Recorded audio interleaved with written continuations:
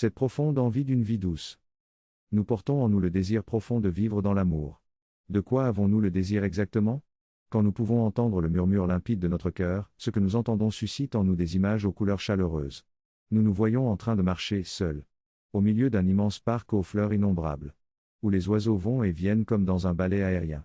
Et de temps en temps un oiseau viendrait se poser sur notre main ouverte. Nous nous voyons en train de communiquer avec les oiseaux, et en train d'acquiescer aux commentaires légers des hirondelles et des rossignols.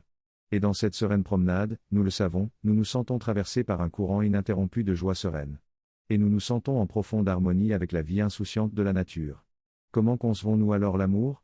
Nous le concevons non pas comme une idée, mais comme une énergie. Mais non pas une énergie parmi d'autres formes d'énergie, mais bien comme l'énergie immanente qui remplit toute chose de vie et de bonheur. Et nous nous sentons immergés dans cet amour, le respirant à chacun de nos pas. Nous nous voyons aussi avec les autres. Nous comprenons entre nous sans avoir besoin d'explication. Nous regardons en nous, et nous ne voyons rien de ce qui constituait la matière première de tous ces problèmes relationnels que nous connaissions. Rien de cette insatisfaction profonde qui assombrissait diversement nos émotions et nos pensées, et qui nous rendait si spontanément mécontents envers tant de choses. Nous voyons en nous le désir d'offrir aux autres, seulement de la tendresse et seulement de la douceur. Seulement de la chaleur affective, celle qui sait prendre toutes les nuances sans jamais se transformer en autre chose. Cette chaleur reste toujours elle-même, un élan délicat et frémissant de bonté.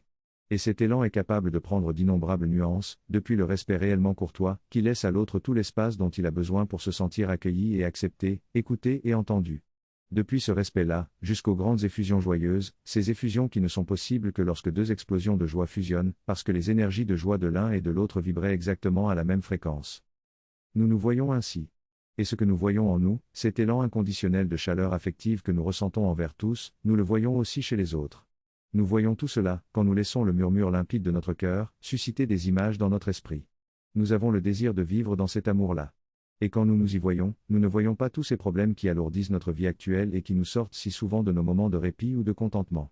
Nous constatons que dans l'intelligence de l'amour qui éclaire la pensée de chacun, et dans cette solidarité inconditionnelle et profonde, de qui s'installe entre nous et les autres, et qui est suscitée par l'énergie de l'amour.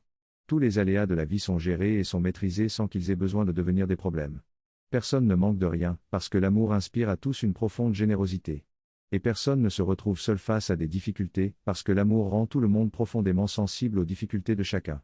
Dans l'ancienne vie, quelques-uns étaient profondément sensibles aux difficultés de tous.